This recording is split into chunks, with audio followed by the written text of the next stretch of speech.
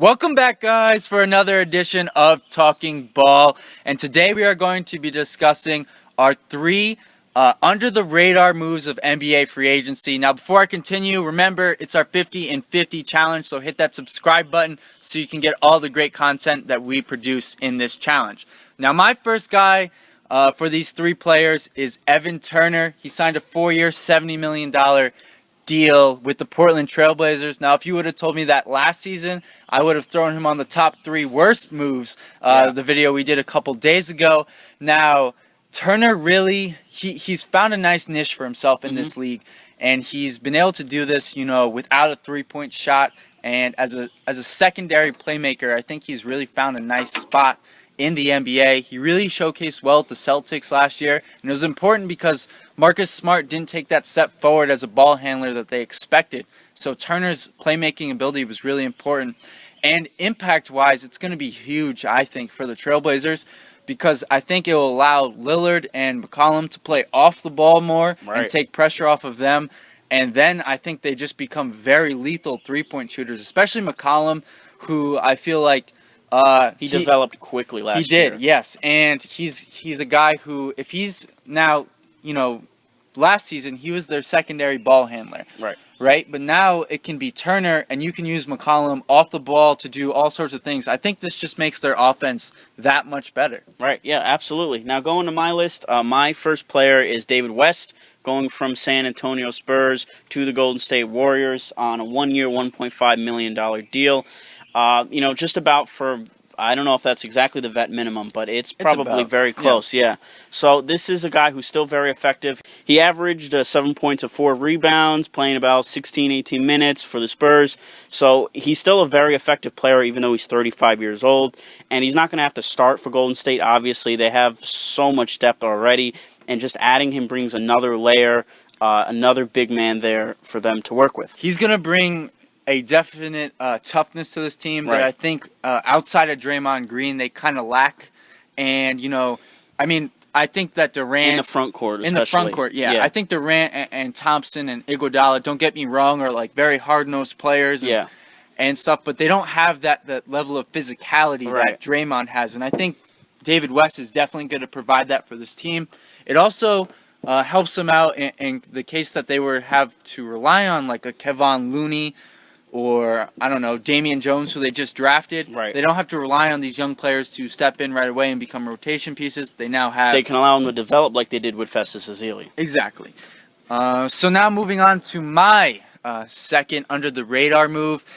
It's going to be Lance Thomas re-signing with the New York Knicks at 4 years, $27 million. I think this was a steal in free agency, especially in the market that is currently going on. I mean, he only signed for a little over $6 million a year. He is now a very good perimeter defender, and he can knock down his three. So he's definitely a 3-and-D wing. He's 6'8", he's got good size, and they needed another guy who's going to be in their rotation behind Carmelo, behind Porzingis, who's going to play that 3-4 position, and he's just going to add so much leadership.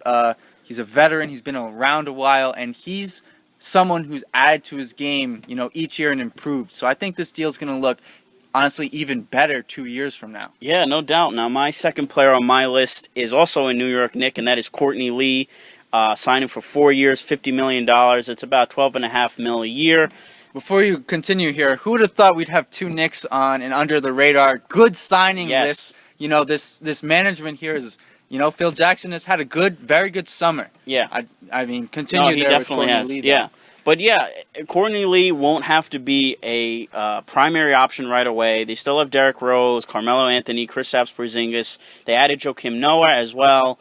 Another pretty good sign-in. But Lee especially, they got him for a cheaper deal considering at least what I believe the type of talent that he has and that what he'll bring to that team.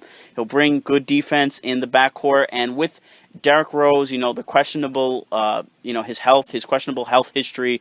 They have Brandon Jennings backing him up, a decent player, kind of older now. But I really like Courtney Lee, and I think he could be their primary ball handler if Derrick Rose is out long term. Yeah, I agree with you there. I think that the fact that Lee can play both the two guard position and the point guard was an important factor in the Knicks signing him because obviously of Rose's injury history. Now Jennings, I think he could be a boom or bust type player. Yeah. Honestly, I could see him, playing really well, or I could see him being waived mid-season, honestly, because he's coming off that Achilles injury and he didn't really showcase too well last season with the Pistons or the Magic. Yeah. And that's definitely a risk reward signing there, but it's only $5 million. And as you were saying with Lee, I mean, he's a very good player. Throughout the past couple of seasons, he's been pretty durable, which is important with this He's Knicks shown roster. steady improvement as well. Right, and he's a great three-point shooter and plays solid defense. So I don't think you could go wrong there. And again, at around 11 or 12 million a season. 12 and a half about. Right, it's a very reasonable contract and something that we feel went under the radar. Now, my last under the radar move is definitely one that went under the radar in my mind. It is Seth Curry signing for 2 years, $6 million with the Dallas Mavericks. I think this guy, I mean, yes, he is Steph's brother, and I feel like that's what he's been known for up until this point, but I think he's really ready now to make a name for himself and be known as Seth Curry, not Steph's brother anymore. Right. I think he showed tremendous strides going back to last season's Summer League when he led the league in scoring, to the past 10 or 15 games or so with the Kings when he averaged 16 a game. He's really, added a lot more to his game than just shooting and improved his body. He wasn't a very quick guy, and he still isn't, but he's quick enough. And I think that's important, that he can still stay in front of guys well enough and become, a solid backup point guard. And on a team where it looks like Darren Williams is their starter, don't be surprised if Seth Curry, or Seth, see, I did it there. Seth Curry is getting significant minutes, by December or January with the Darren Williams injury or just lack of effectiveness. Yeah, definitely. Now, my final player here was a no-brainer for me, and that is Al Jefferson going to the Indiana Pacers. 3 years, $30 million. You look at some of the guys who got paid more than him, and I don't think, for a per-talent basis, like trying to evaluate talent for what they paid, this is definitely the best value deal to me. Not a great defender in the backcourt, but he is still a... Front court, right. But still a prime scorer. Right. He's going to, they've already signed traded for Jeff Teague, the Pacers. They still have Paul George, of course. Right. And, now with Al Jefferson, they can take even more pressure off Paul George scoring-wise. Right. I agree with you. I didn't even think of Al Jefferson for this list, but now that you bring it up, I totally agree.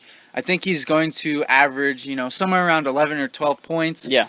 And probably, a handful of rebounds. And I think he's going to actually come off the bench. Yeah. And I think he's going to be like, their sixth man or so and be the hub of their second unit. Scoring-wise, you're absolutely right. I mean, $10 million a year for Al Jefferson as a talent, not looking at, scheme fits or the way the NBA is heading now. Right. He's just a much better basketball player than, Dellavedova.